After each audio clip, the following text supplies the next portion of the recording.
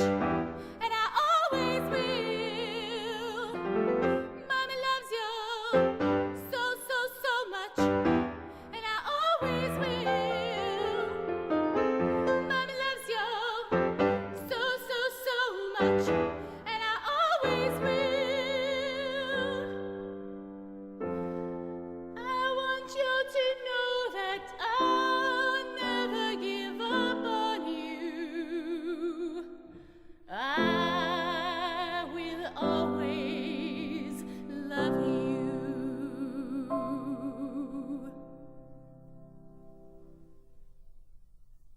That was an excerpt from a Carnegie Hall Lullaby Project performance. Similar relaxing sounds are being created for families and young people right here in the Puget Sound. If you've experienced Seattle performances of the Lullaby Project, 10 Grands, Native Lands Community Project, or Soundbridge, you've heard some of the hard work of our next guest and her team at the Seattle Symphony.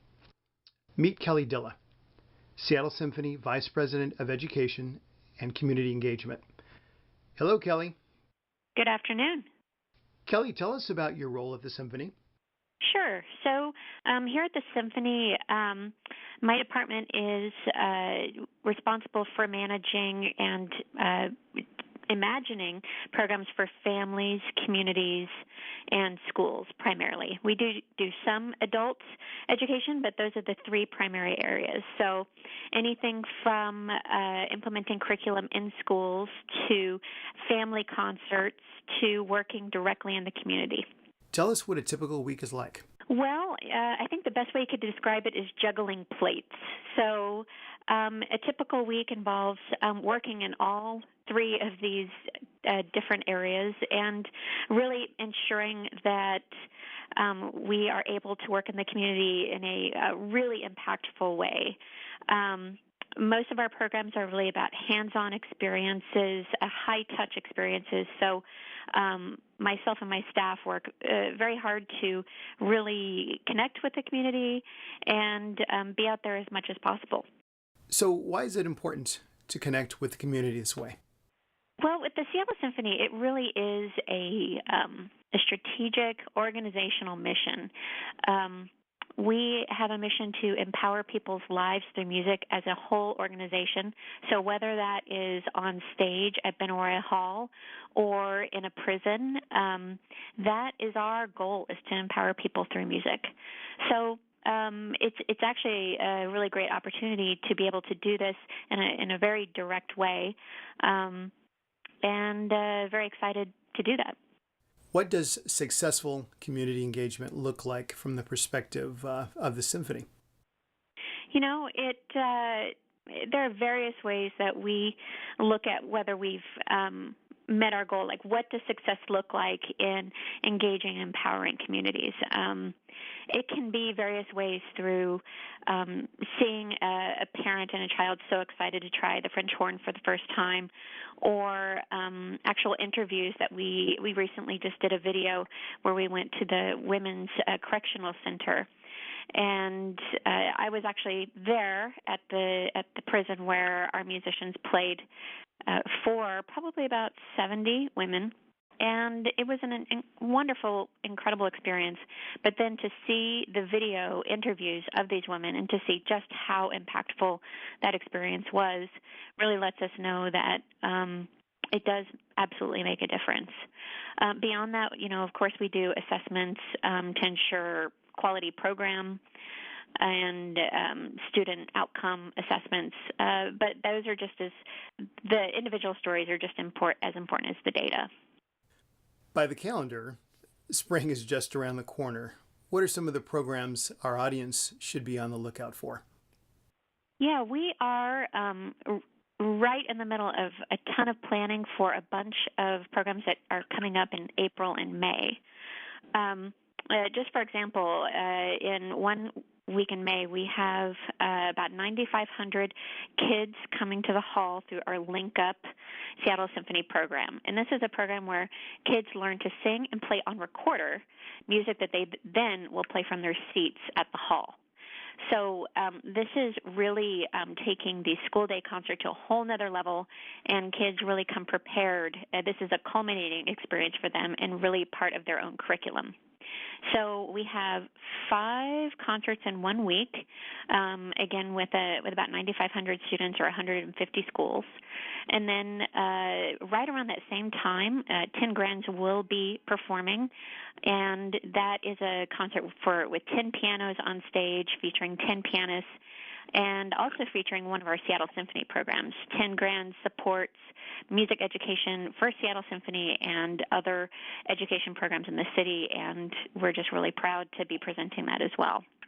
And then a really, really unique program is called Lullaby Project, and this is part of our Community Connections program, which is a very broad-based program to build bridges with the community. So the Lullaby Project is something we started about a year ago as a pilot program, where we worked with homeless women, women in transition from Mary's Place. These women are all mothers, and we worked with them to write a lullaby for their child. Last year we had about 4 women do this pilot program, and we found it to be an incredibly inspiring experience. One of the women even mentioned that it inspired her to go back to cooking school. So it's just an incredible opportunity. This year we'll be working at least with 10 women, and we'll do a final performance of these pieces on Saturday, May 9th. How do you select candidates for these programs? That is a really interesting question. Community Connections is really all about the right fit with partners. So we only work with nonprofit partners to ensure that the groups that we're working with are also coming from a fairly stable base of support. So honestly, this program has been around for about 2.5 years, and nonprofits mostly have come to us. There is so much demand for connection for their clients to music, and also to have the opportunity to come watch concerts here. So just to describe Community Connections in a nutshell, this program at its base provides free tickets to specific communities that are nonprofit, so a social service organization, health organization, or youth organization. We have about 50 nonprofits working with us right now. And at the next level, if they want to do a one-off event such as a pre-concert talk, we can help arrange that so that one of our teaching artists or musicians will come and talk about the concert, and they really feel more connected to the symphony that way. And then finally, we work with just a couple of groups to do a really intensive type of project like the Lullaby Project. And so, for example, Mary's Place, we had connected with them, and they just were so excited to work with us, and were ready and willing for almost anything we wanted to do with them. And that's really about what these partnerships are about, is really connecting in a way that is authentic for both the nonprofit and for the symphony. With Lullaby Project in particular, working with their women is actually, it's a wonderful opportunity, but it's also a big challenge because these women have so many things to deal with in their life. A day will often begin with sending their kids off to schools in taxis, and then spending the day at Mary's Place to take care of other things they're trying to do to get housing or health care. You're doing exciting things in the community. Kelly, what are you most proud of?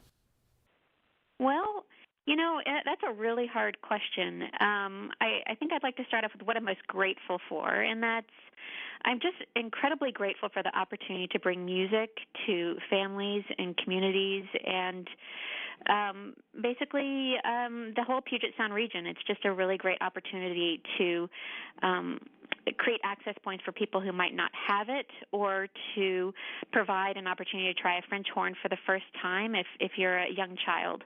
So it's just really an awesome place to be here at the Seattle Symphony at this time.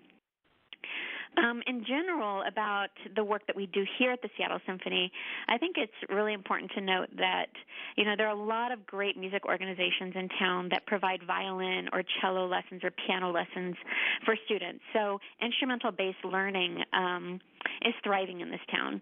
And what we really aim to do is to provide opportunities for people to engage with music in less predictable ways, either creating their own piece of music, either with simple instruments or their own instruments, playing next to a symphony member, or even writing their own lullaby, as we do at the Lullaby Project. So finding creative engagement through composition or just general communication, talking about the music is really what I'm most proud of. We have a new website that's going to be launched just in a few weeks for the whole organization, but the education and community pages will be much improved with links to how to get in touch with us, learning more about our resources. So I would say, around February 15th, March 1st, check out the Seattle Symphony website and go to the education page.